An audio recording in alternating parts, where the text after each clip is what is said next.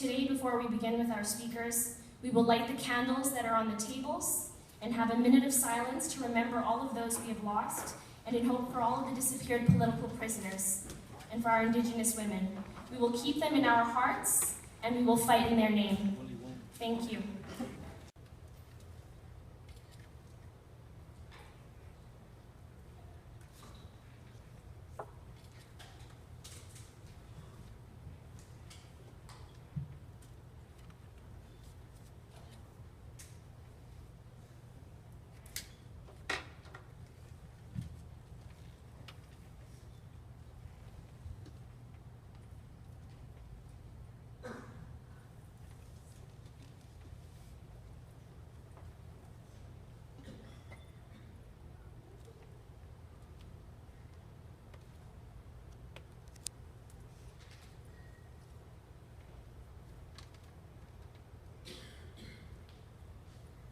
Thank you.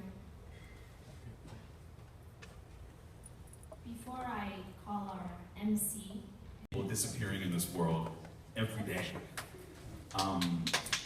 Yeah, it is amazing. And that's why I'm so happy to see everybody here. The increase in the number of people I see here every year as well is very encouraging, because not only does it mean that the conversation is getting larger and larger and more people are becoming aware, but it also represents something that's scrolling behind me right here. If you notice these names of people who have been disappeared or have been murdered, the countries beneath their names, you notice that this isn't all about the Filipino community or the Ethiopian community or the Canadian community or the Mexican or the Chilean community. We are all one community, and we need to realize how much damage it does to us when people go missing anywhere in this world. But of course, you didn't all come to hear from me, did you? We've got some wonderful speakers here for you this evening. In fact, I believe our first just walks in the door. I'd like you to put your hands together, and we're going to get some greetings from the province. Minister Flor Marcelino. That will forever be associated with the history of the disappeared as well as the prisoners around the world, because of their religion, color, or political belief. I know this is a great burden with sadness, but also with a serious sense of responsibility. Millions of men, women, and children were killed or disappeared by dictators and their associates. I'm sure that we are aware of the problem that has helped us and the prisoners, but I doubt why we keep tolerating and continuing. The past cannot be overcome because it is the past. But I remind you that stress and above all the lessons to be learned from it extend to the present. My friends, I tell you and assure you that there will never anything that can make up for the horror, the tournament, and the agony that took place in the prisons of Ethiopia and in many other such places. It is not possible to provide families of those who died and the survivors any kind of compensation.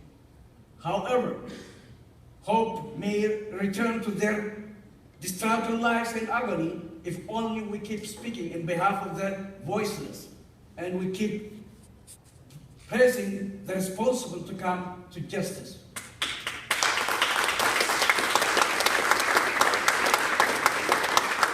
We should keep to press the democratic governments and civil liberties to protect the humanity, and also harshly and firmly we need to keep teaching those who refuse to learn the lesson of the past.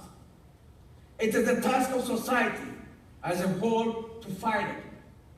It must never again become possible for dictators to make and to cause injury to any human being.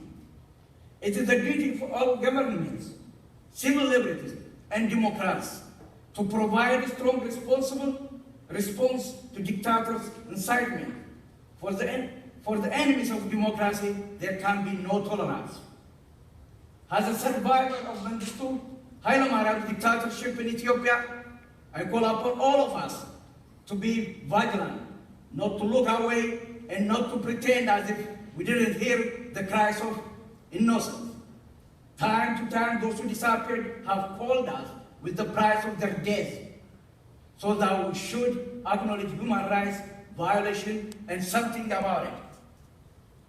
Today, by witnessing the establishment of the human rights memorial places, I feel that my friends, those who vanish in the hands of dictators, are being heard.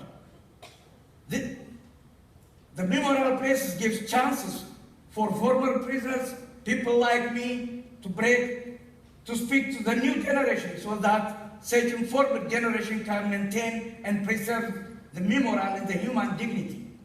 Such informed generation will also help to inform future generation of the crimes committed by dictators. Remembrance of the disappeared is a moral obligation, because we ought to be victims. We ought to the survivors and their families, and mostly we ought to ourselves. Having such memorial place cannot restore the lives of the dignity of the victims, but it can serve the survivors and their descendants as a symbol of their suffering. It serves us all as a reminder of the past. By doing so, we do prevent history not to repeat itself. My life and my experience are evident, and it confirmed that there would not be freedom, no human dignity, and no justice if we were to forget what happened when freedom, justice, and human dignity were discredited by dictators.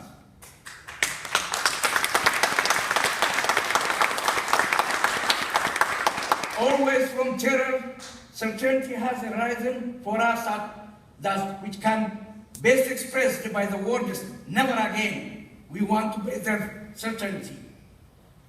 My brothers, my father, my sisters, my brothers, my children, and all my people, I assure you that it requires people of different culture, religion, and racial origin to respect and protect life and human dignity throughout the world. You say so, people who support the Aboriginal people, the Canadian Human Rights Memorial, and members and supporters are breaking the silence of fulfilling your obligation with the exemplary work you are doing in behalf of human rights and dignity. This together, which you rise up and speak with no fear and say never again, in behalf of the victim, so that their fate will not be forgotten. I would like to tell you one incident in my life. I was a prisoner. I was young, just finishing high school. I was feeding the government that this person could be reactionary, anti-government. And that was the only crime I had. And this, I was put in jail. I would like to remember one person. His name is Solomon. Today, if he was here, he would have been in my age. Today, he would have enjoyed having children just like me, 2 children in college. But Solomon is not here today. I remember in the jail I was there. Every morning I looked at the door by the side, piling shoes. Those shoes are people who were killed. Because they couldn't put it, when they were taken to be killed, they couldn't put that shoe because they are already tortured. They are in pain. They cannot put the shoe, so they leave the shoe and go and get killed. So gradually, within 1 year and 2 months, it was 5. I used to talk to Solomon. He kept telling me that he don't want to die in such way. He wants his parents, especially his mother, to know him. At least he he was killed. At least that he was not disappeared. So he always telling me he has to do something. One day, when they were taking him for interrogating, he told them he had a tongue hidden in the house. They went muddy the tongue in his mother's bedroom. They took it early in the morning. They don't want people to see it. They knocked the door. They jumped right to the mother's bedroom. They said, "Where?" "Under the bed." Then someone turned to his mother, "Mom, I have to do it. I just want to see you before I die." You know what? They killed him. They killed him. You know, so many mothers beg for those shoes. At least give us those shoes, so we can smell the smell of kids, our children. You know what I say today? Let's have those shoes. Let's refill that shoe with our faith. So let's finish the journey they started. They paid in price in their day. They brought us to freedom, for justice. That's what those people who disappeared expect from us. If we only pick that shoe and take it to the journey for freedom, it won't happen again. And it should never, never, never happen again. Thank you. And they come to the Canadian Museum for Human Rights and listen and get engaged. I believe that that we will do one step to making this a better civil society for others. So, as Clint said, we're still under some work in the galleries. You're going to see that. We're going to be very open with all of you. But I can't tell you how important it is for you to be here with us today, because this is your museum. It's people like you that have shared your stories. Some of them from time to time not so easy to share, but you've done that. And by sharing your stories, you're giving people a lived experience of something that they might be challenged with, something they might learn from. And there's no question that people, I believe, if they come to this museum with a sense of how they can make this a better world for others, I do believe that they will leave saying, I learned something today. There's something that I never knew, and I learned something. And the reason that they're going to learn is because all of you decided to share your stories with those people. So I want to just say that I've been sort of saying the Canadian Museum for Human Rights, the Canadian pour les droits de la personne, is the People's Museum. It is your museum. It is Canada's museum. And so I thank you for taking the time. I thank you for being a part of something that is historic in making. We'll make some mistakes along the way. We know that. But the point is that when we do, how do we work with communities to make sure we can do the very best to provide something? When an error is made, which we might do, it's not because we do it out of any spite. It's the learning journey. And I think as long as everybody has the sense that we're all in this together, that this is all about who we are as a collective group of women and men, then we have no place to go other than to be successful. So on that note, I know you're anxious to go and see the museum, and I don't blame you. It's an extraordinary opportunity. I can tell you that the staff that are involved in this have worked incredibly hard, long hours, long hours, and just please feel that when we announced with the Governor General that this museum is open on September 19th in the morning, that we did one thing, ladies and gentlemen, one thing in particular. We created history. You're a part of it. Celebrate it, learn from it, teach us, and I think we're going to have something pretty spectacular. So thank you very much for listening. Look at the people. The museum will share stories of human rights from Canada, from around the world, through film, through text, through immersive technology, through artifacts, and through art. While the museum's scope is global, the stories we feature will be intensely personal. Having all of these stories gathered in one place is truly inspiring, as both the fragility and the strength of human rights are on full display. Mr. Saeed will share his story of coming to Canada after being imprisoned and tortured in both Ethiopia and Somalia. Mr. Saeed lived through Ethiopia's Red Terror in a time in the late 1970s when Ethiopia's military rulers tortured and murdered hundreds of thousands of people. He arrived in Winnipeg in 1984. To this day, he continues to raise awareness about political killings and disappearances, and we are honored to have him here with us today, and we are fortunate to have collected his oral history. The Canadian Museum for Human Rights, the People's Museum, with its stories of freedom and democracy, struggle and adversity, respect and humanity, belongs to every single one of us.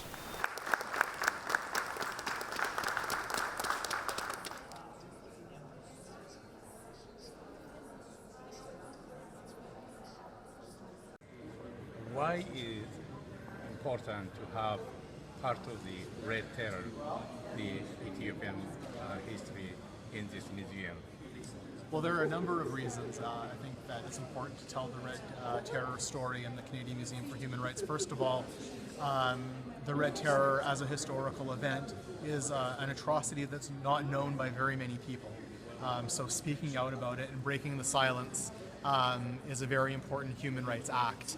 And in particular, Ali Saeed, who was gracious enough to grant us an oral history interview, speaks very profoundly about why it's important to share the story so that people know, but not only so that people know, so that people will act because they know, so that by learning about the Ethiopian Red Terror and the atrocities that were perpetrated and the efforts that have been taken to cover it up and deny it, so that people will know and will learn about it and will take action in their own lives because of people who shared their stories, who survived, and will take action again to promote human rights for everybody.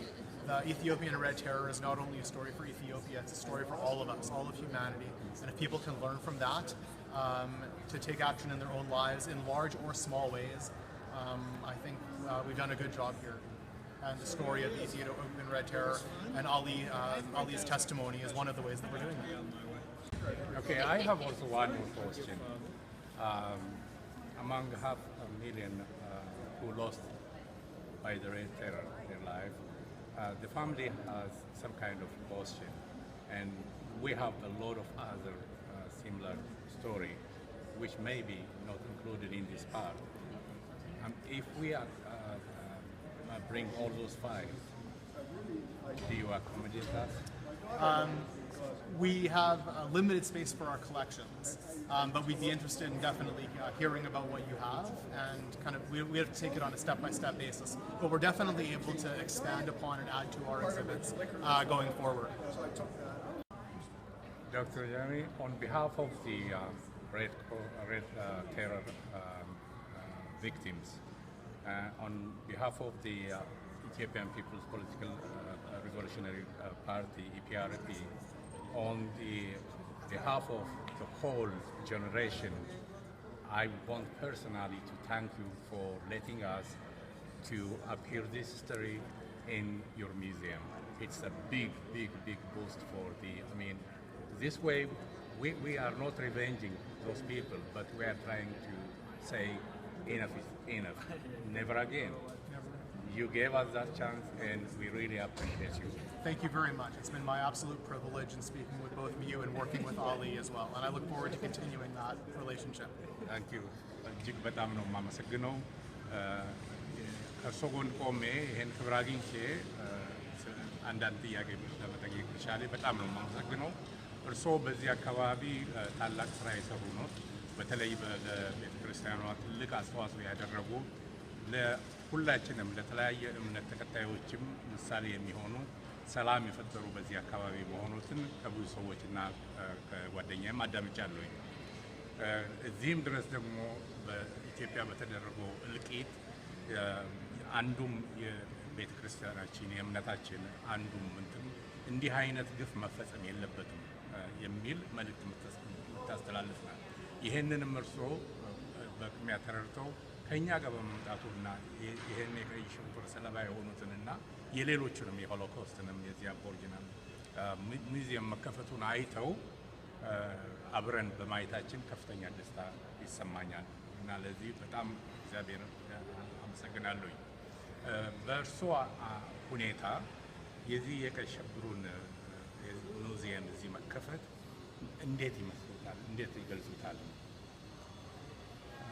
በመጀመሪያ ይህን እድል ስለሰጣችሁ በጣም አመሰግናለሁ። እንግዲህ ለሁሉም ጊዜ ያለው ይላል መጽሐፍ ቅዱስ።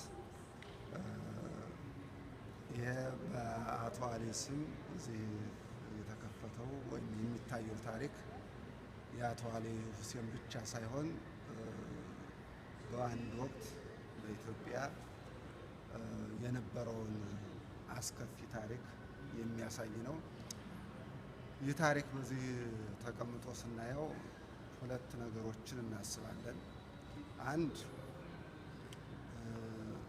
ሰዎች እኩል እንዲሆኑ፣ ነፃነት እንዲመጣ፣ እድገት እንዲመጣ፣ ሰላም እንዲመጣ፣ ሁሉም በእኩልነት የሚኖሩባትን ኢትዮጵያ ለመፍጠር የታገሉ ወጣቶች በግፍ እንዴት እንዳለቁ የሚያስታውስ ታሪክ ነው።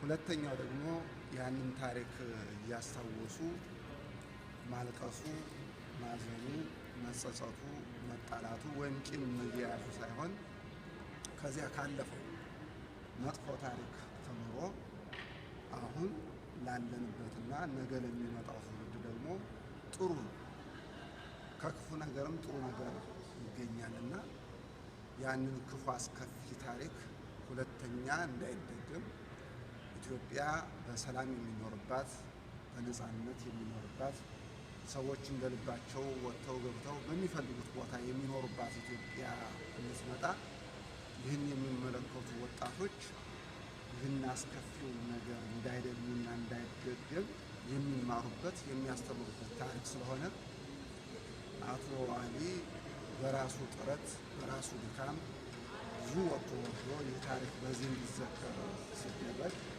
የራሱን የግል ታሪክ ብቻ ለማንጸባረቅ ያለው በኢትዮጵያ የነበሩ የብዙዎቹ ወጣቶች ታሪክ በይበልጥም የሀገሪቷን በአንድ ወቅት የነበረ አንድ ጥንታዊት ሀገር ብዙ ረዥም ታሪክ አላት። ከብዙ ረዥም ታሪኳ አንዱ ብዙ ታላላቅ የሚያኮሩ ታሪኮች አሉ። ከሚያሳፍሩት ታሪኮች ደግሞ የራሳችን ልጆች በራሳችን ልጆች የራሳችን ወጣቶች ሀገር ሊኖሩ የሚችሉ ሊያስተዳድሩ የሚችሉ ያለቁበት ነው። ያ ደግሞ የሚረሳ አይደለም።